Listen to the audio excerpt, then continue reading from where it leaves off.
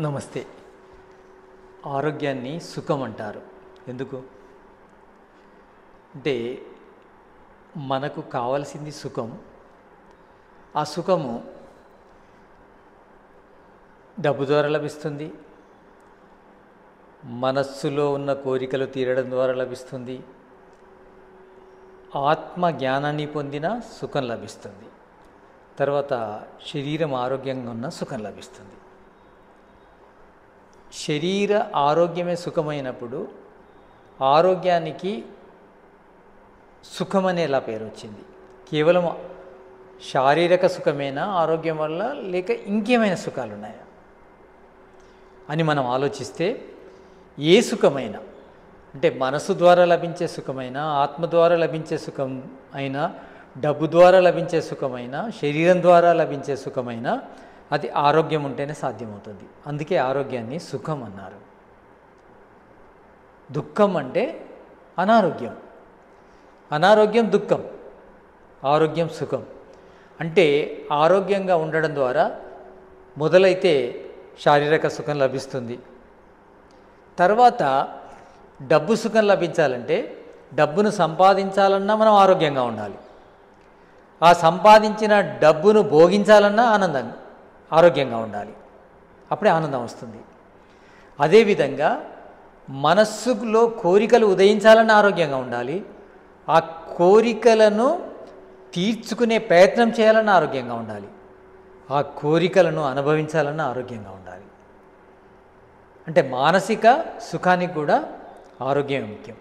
అదేవిధంగా ఆత్మకు సుఖం ఆధ్యాత్మిక జ్ఞానం వల్ల లభిస్తుంది.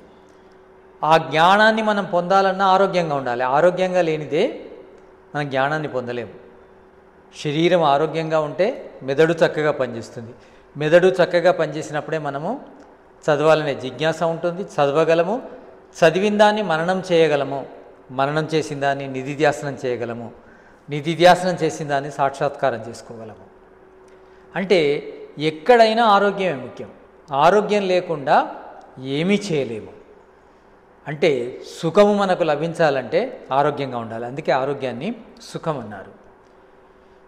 ఇక ఈ ఆరోగ్యానికి సుఖం అనే పేరు రావడంలో ఇంకొక కారణం కూడా ఉంది. ఏంటంటే మనము అంటే ఆరోగ్యంగా ఉండాలంటే శరీరంలో ఖం అంటే ఆకాశతత్వము ఎక్కువగా ఉండాలి. ఆకాశతత్వం అంటే ఖాళీ ప్రదేశము. శరీరం లోపల ఈ ప్రవాహాలు జరుగుతున్నప్పుడు ఖాళీ ప్రదేశము బాగా ఉంటే ఆ ప్రవాహం అనేది సక్రమంగా కొనసాగుతుంది, లేకుంటే సాగదు. ఆకాశము తక్కువ ఉంటే, ఆకాశము తక్కువగా ఉండడం అంటే దారులు కుచించుకుపోవడం. దారులు కుచించుకుపోయినప్పుడు అనారోగ్యం వస్తుంది. అది మన అన్నవాహిక కావచ్చు. అన్నవాహిక నోటి నుంచి మొదలుకొని గుదము వరకు ఉంటుంది. అంటే ఇది పూర్తిగా అంటే ఆకాశంతో అంటే ఖాళీగా ఉన్నప్పుడు మనకు ఈ మల విసర్జన అనేది కూడా సక్రమంగా కొనసాగుతుంది. అదేవిధంగా రక్త ప్రసరణ వ్యవస్థ అంతా కూడా నాళాల ద్వారానే జరుగుతుంది. ఆ నాళాల లోపల ఎక్కడ అడ్డంకులు ఉన్నా అంటే ఖాళీ ప్రదేశం తగ్గిపోతే ఇబ్బంది కలుగుతుంది. ప్రతిదీ మన శరీరం లోపల ఏదైనా కానీ ఈ ఖాళీ ప్రదేశం ఉంటేనే ఒక ప్రదేశం నుంచి ఇంకో ప్రదేశానికి పదార్థాలు వెళుతుంటాయి. సప్త ధాతువులు ఉన్నాయి. అంటే రసము, రక్తము, మాంసము, క్రొవ్వు, ఎముక, మజ్జ, రజోవీర్యాలు ఇవన్నీ కూడా నాళాల ద్వారానే ప్రవహిస్తాయి ఒక చోటు నుంచి ఒక చోటికి. ఆ ప్రవాహం అనేది కొనసాగితేనే మన జీవనం అనేది కొనసాగుతుంది. మనం ఆక్సిజన్ తీసుకుంటున్నాం, గాలిని తీసుకుంటున్నాం.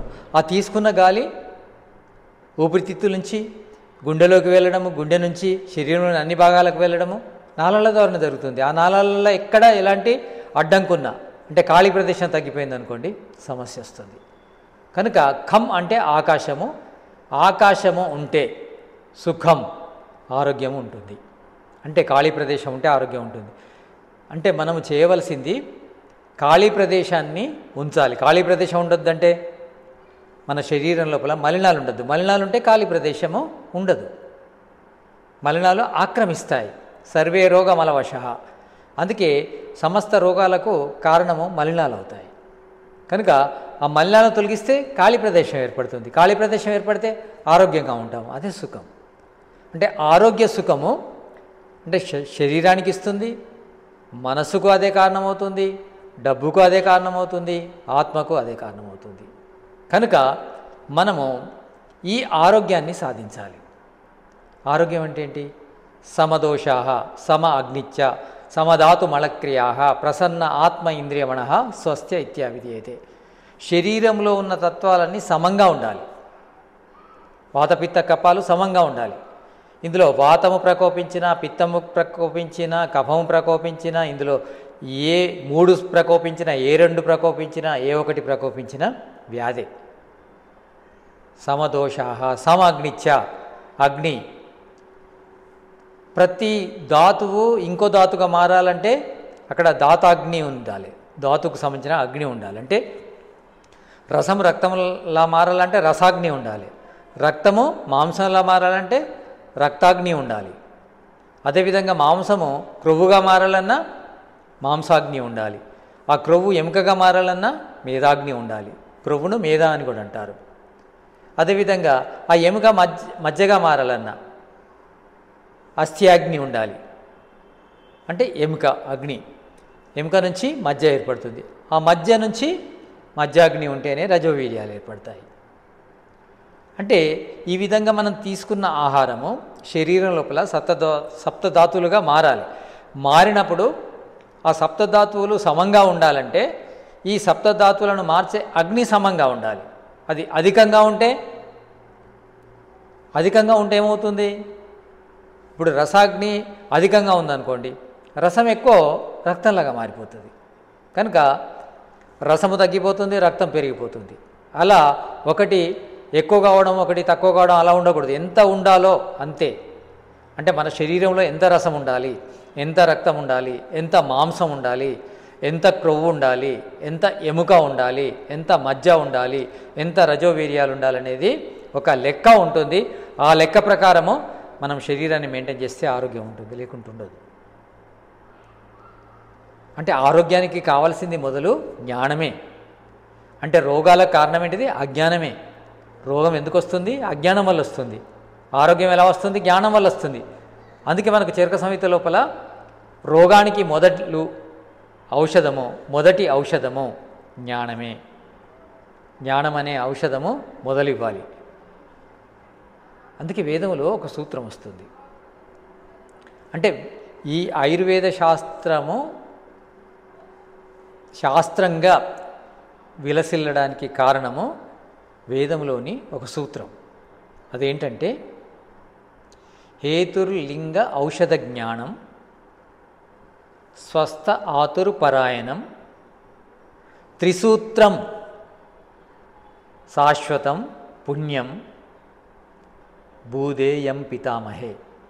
అంటే వేదము లోపల ఈశ్వరుడు ఏం చెప్పాడంటే పితామహ అంటే తండ్రులకు తండ్రి. అంటే తండ్రికి తండ్రి ఎవరు ఇలా లెక్క వేసుకుంటూ పోతుంటే చివరికి తండ్రులకు తండ్రి ఎవరు? ఈశ్వరుడే. అందుకే అతన్ని పితామహ అన్నారు. అతడు ఏం చెప్పాడంటే హేతుర్లింగ ఔషధ జ్ఞానం. అంటే హేతు జ్ఞానం ఉండాలి, లింగ జ్ఞానం ఉండాలి, ఔషధ జ్ఞానం ఉండాలి. హేతు అంటే ఏంటిది? కారణము తెలియాలి, కారణ జ్ఞానం ఉండాలి. తర్వాత లింగం అంటే లక్షణ జ్ఞానం ఉండాలి.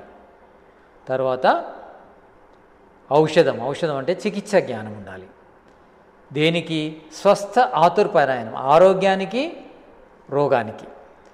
అంటే ఆరోగ్యంగా ఉన్న వ్యక్తి ఆరోగ్యంగా ఉండాలి, రోగి అయితే ఆ రోగాలను దూరం చేసి ఆరోగ్యంగా చేయాలి. అంటే వైద్యశాస్త్రం లోపల ఆరోగ్యవంతులను ఆరోగ్యవంతులుగా ఉంచే విధానం ఉంది, రోగాలు వస్తే రోగాలను తగ్గించే విధానం ఉంది. స్వస్థ ఆతురుపరాయణం అంటే ఆరోగ్యవంతులను ఆరోగ్యవంతులుగా ఉంచాలన్నా, రోగులను ఆరోగ్యవంతులుగా మార్చాలన్నా 3 జ్ఞానాలు ఉండాలి. 3 సూత్రాలు ఇవి. త్రిసూత్రం ఏంటివి?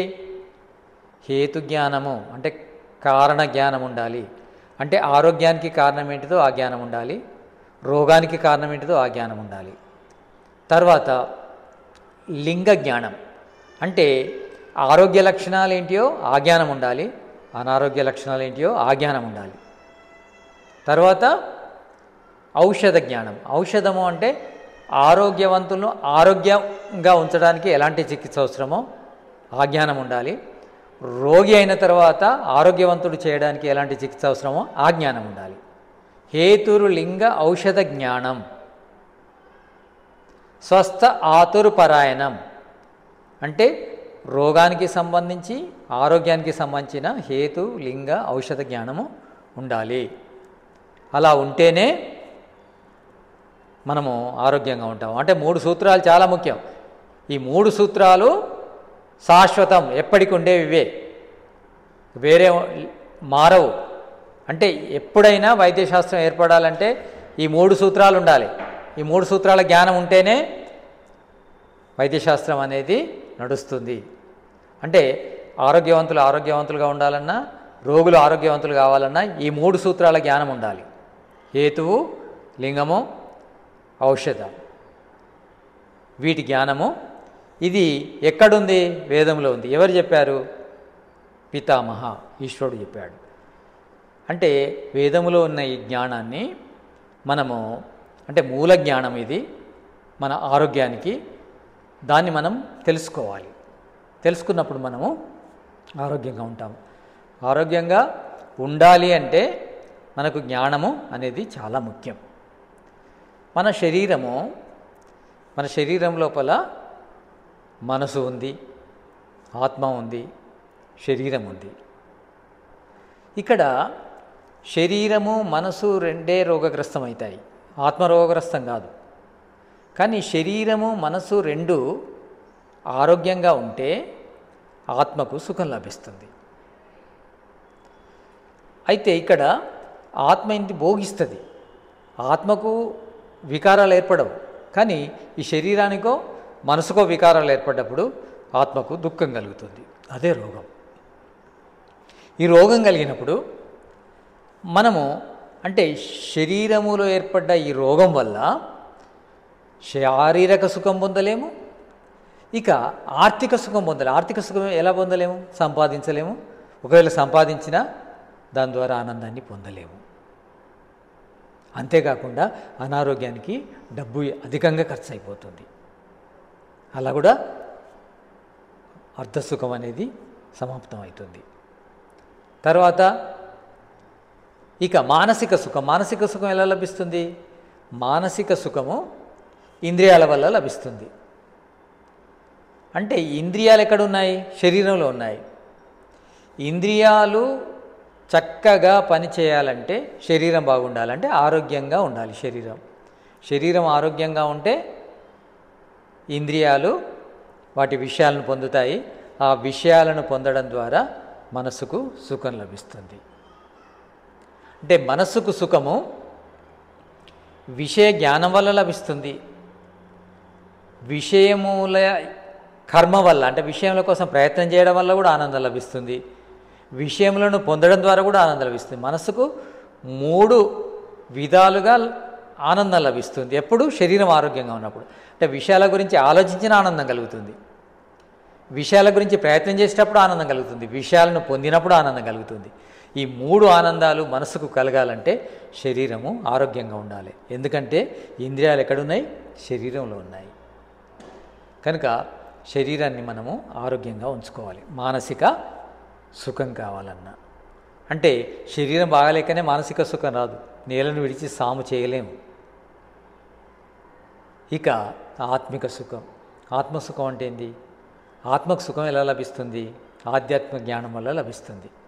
ఆధ్యాత్మిక జ్ఞానము పూర్తిగా లభించిన రోజు ఆత్మ సంపూర్ణ శాశ్వత ఆనందాన్ని పొందుతుంది. మరి ఆధ్యాత్మిక జ్ఞానము సంపూర్ణంగా మనకు లభించాలంటే ఎక్కడి నుంచి లభిస్తుంది? శరీరం నుంచే లభిస్తుంది. శరీరం బాగుంటేనే ఆధ్యాత్మిక జ్ఞానాన్ని పొందుతాము. జ్ఞానాన్ని పొందడానికి చదవడము అంటే స్వాధ్యాయనము, తర్వాత ధ్యానము, సత్సంగము అంటే గురువుల ద్వారా తెలుసుకోవడము, ఆ తర్వాత సమాధి లోపల ఈశ్వరుని ద్వారా దొరుకుతుంది. అంటే జ్ఞానము మొదలు లభించాలంటే మొదలు మనం చదవాలి. అంటే జ్ఞానాన్ని పుస్తకంలో వెతికితే దాన్ని స్వాధ్యాయనం అంటారు. జ్ఞానాన్ని మనస్సులో వెతికితే దాన్ని ధ్యానము అంటారు. జ్ఞానాన్ని గురువు దగ్గర నుంచి తీసుకుంటే దాన్ని సత్సంగం అంటారు. జ్ఞానాన్ని ఈశ్వరు నుండి తీసుకుంటే దాన్ని సమాధి అంటారు. అంటే చదివిన దానికంటే మనకు గురువు ద్వారా ఎక్కువ లభిస్తుంది. పుస్తకాల కంటే కూడా గురువు ద్వారా ఎక్కువ జ్ఞానం లభిస్తుంది. గురువు ద్వారా కంటే కూడా మనం ధ్యానం ద్వారా ఇంకెక్కువ లభిస్తుంది మన జ్ఞానము. ఇక ఈ ధ్యానం కంటే కూడా ధ్యానం సమాధి అయిన రోజు ఈశ్వరుని ద్వారా లభించే జ్ఞానము అది సంపూర్ణం. ఏ జ్ఞానం లభించాలంటే చదువుకొని జ్ఞానాన్ని పొందాలన్నా, గురువు ద్వారా జ్ఞానాన్ని పొందాలన్నా, ధ్యానం ద్వారా జ్ఞానాన్ని పొందాలన్నా, సమాధి ద్వారా జ్ఞానాన్ని పొందాలన్నా ఆరోగ్యంగానే ఉండాలి. ఆరోగ్యం లేకుండా జ్ఞానము కూడా రాదు. అంటే ఆత్మిక సుఖం కూడా ఆధ్యాత్మిక సుఖం కూడా లభించదు. కనుక ప్రతి సుఖానికి మూలము ఈ ఆరోగ్యం అనే సుఖం. కనుక ఆరోగ్యానికి మొదటి ప్రాధాన్యత ఇవ్వాలి. ధర్మార్థ కామమోక్షాణం ఆరోగ్యం మూలమోత్తమం. ధర్మము, అర్థము, కామము, మోక్షం ఏది సాధించాలన్నా ఆరోగ్యమే ముఖ్యం. నయమాత్మ బలహీనేన లభ్య. బలహీనంగా ఉంటే ఆత్మ లభించదు, అంటే ఆధ్యాత్మిక జ్ఞానం లభించదు. అంటే ప్రతి దానికి ఆరోగ్యమే ముఖ్యం. Health is wealth. ఆరోగ్యమే మహాభాగ్యం. ఇవన్నీ సత్యాలు. ఇవన్నీ ఏవి కావాలన్నా మనకు ఆరోగ్యాన్ని మనము సంపాదించుకోవాలి. ఆరోగ్యాన్ని సంపాదించుకున్నప్పుడు ఇవన్నీ సులువుగా లభిస్తాయి. అంటే మొదలు ఆరోగ్యాన్ని సంపాదించుకోవాలి. ఆరోగ్యం అనేది బేస్. ఆరోగ్యంగా ఉండి ఆ తర్వాత డబ్బు గురించి ప్రయత్నం చేయాలి. ఆ తర్వాత మానసిక ఆనందం గురించి ప్రయత్నం చేయాలి. ఆత్మిక ఆనందం గురించి ప్రయత్నం చేయాలి. అంటే ఈ ఆనందాల కోసం, అంటే డబ్బు గురించి కానీ, మనసు గురించి కానీ, ఆత్మ గురించి కానీ ఆలోచించాలంటే శరీరానికి ఆరోగ్యం ఉండడం అనేది కనీస అర్హత. అది లేకుండా ఏవీ సాధించలేము. మానవ జన్మ వ్యర్థమైపోతుంది. మానవ జన్మను సఫలం చేసుకోవాలంటే మన యొక్క ఆరోగ్యాన్ని కాపాడుకోవాలి. ఆరోగ్యాన్ని కాపాడుకోవడానికి మన శరీరం వాతపిత్త కపాలతో తయారు చేయబడింది. అంటే శరీరానికి వ్యాధులు రావడానికి కారణము వాతం ప్రకోపించిన, పిత్తం ప్రకోపించిన, తర్వాత కఫం ప్రకోపించిన వ్యాధులు వస్తాయి. అంటే శరీరానికి. మరి మనసుకు వ్యాధులు ఎట్లా వస్తాయి? రాజసికం ఎక్కువైనా, తామసికం ఎక్కువైనా మనసుకు వ్యాధులు వస్తాయి. అంటే ఆరోగ్యము అంటే శరీరానికి, మనస్సుకు ఏ రోగాలు లేకుండా చేయడం. కేవలము శరీరానికే కాదు, శరీరానికి, మనసుకు దేనికి కూడా రోగం లేకుండా చేయాలి. అంటే శరీరానికి రోగం వచ్చినా అది మనసుకు వెళ్తుంది, మనసుకు రోగం వచ్చినా మనసుకే వెళ్తుంది. అంటే శరీరానికి రోగం వచ్చినా మనసులో బాధ కలుగుతుంది, ఆత్మ భోగిస్తుంది. మనసుకు రోగం వచ్చినా అది మనసులో దుఃఖం కలుగుతుంది, ఆత్మ దుఃఖాన్ని భోగిస్తుంది. కనుక మనము శరీరాన్ని, మనసును రెండింటినీ ఆరోగ్యంగా ఉంచుకోవాలి. ఉంచుకున్నప్పుడే మనం ఏదైనా సాధించగలము. అయితే వీటిని, అంటే తామసికాన్ని, రాజసికాన్ని పెరగకుండా చూడాలి. అది మానసిక ఆరోగ్యం కోసం. తర్వాత శరీరం లోపల వాతపిత్త కఫాలను ప్రకోపించకుండా చూడాలి. అది శారీరక ఆరోగ్యం కోసం. కనుక మనము ఆరోగ్యంగా ఉండడం కోసము జ్ఞానమే ముఖ్యం. అంటే యథా అన్నం తదా మనః అంటారు. ఎటువంటి అన్నం తింటే మనకు అలాంటి మనసు తయారవుతుంది, అలాంటి శరీరం తయారవుతుంది. కనుక మనకు ఆహార జ్ఞానం ఉండాలి. ఆహార జ్ఞానము అంటే సాత్విక ఆహారం తీసుకున్నాం అనుకోండి, మనసు సాత్వికంగా ఉంటుంది. మనసు సాత్వికంగా ఉంటే మానసిక రోగాలు లేనట్టే. రాజసికం, తామసికం ఉంటే మానసిక రోగాలు ఉన్నట్టు. రాజసికం, తామసిక లేవు కనుక మనస్సుకు రోగం లేనట్టే. అంటే సాత్విక ఆహారం తీసుకోవడం ద్వారా మనసుకు రోగాలు రావు, శరీరంలో కూడా వాతపిత్త కఫాలు అనేటివి ప్రకోపించవు సాత్విక ఆహారం తీసుకున్నప్పుడు. ఆహార జ్ఞానం ఉండాలి. ఇక్కడ ఆహార జ్ఞానము శరీరాన్ని బట్టి కూడా మారుతూ ఉంటుంది. అంటే మన శరీరం ఏంటిదో మొదలు తెలియాలి. మన శరీరం లోపల ఏ తత్వం ఎక్కువ ఉంది, ఏ తత్వం తక్కువ ఉంది తెలుసుకోవాలి. ఇంతకుముందు అనుకున్నట్టు సమత్వం రావాలంటే పదార్థము ఏదైతే మన శరీరంలో తక్కువ ఉందో దాన్ని బయట నుంచి తీసుకోవాలి, శరీరంలో ఏదైతే ఎక్కువ ఉందో దాన్ని శరీరం నుంచి బయటికి వదలాలి. అప్పుడు అంటే తక్కువ ఉన్నది తీసుకున్నా ఎక్కువ ఉన్నది వదిలినా శరీరంలో సమత్వం వస్తుంది. సమత్వం యోగ ఉచ్యతే. ఈ సమత్వము యోగకు కారణమవుతుంది. సమత్వం లేకుండా యోగ సిద్ధించదు, అంటే ఆరోగ్యం లేకుండా యోగ కూడా సిద్ధించదు. ఒక రకంగా సమత్వమే యోగ, సమత్వంతోనే యోగ. కనుక శరీరంలో తత్వాలన్నీ సమంగా ఉంచుకోవాలంటే ఏ తత్వం ఎక్కువ ఉంది, ఏ తత్వం తక్కువ ఉందనే జ్ఞానం మొదలు తెలియాలి. ఆ తర్వాత ఈ తత్వములు ఏవైతే తక్కువ ఉన్నాయో అవి ఏ ఆహారం ద్వారా మనకు లభిస్తాయి, ఏ పదార్థం ద్వారా లభిస్తాయి, ఏ విధంగా మన లోపలికి తీసుకోవాలనే జ్ఞానము, ఎక్కడ అది లభిస్తుందనే జ్ఞానం మనకు కావాలి. ఎక్కువ ఉన్నది వదిలే జ్ఞానం కావాలి, తక్కువ ఉన్నది తీసుకునే జ్ఞానం ఉన్నప్పుడు మనం ఆరోగ్యంగా ఉంటాము. ఆరోగ్యంగా ఉన్నప్పుడు అన్నీ సాధించగలము, అన్నీ సాధిస్తాము.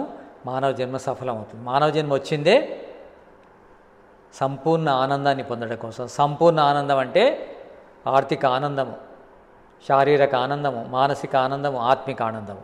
ఇవి 4 పొందితేనే సంపూర్ణంగా మనము ఆరోగ్యవంతులమైనట్టు. దానికోసం మనం కృషి చేయాలి. ఓం నమస్తే.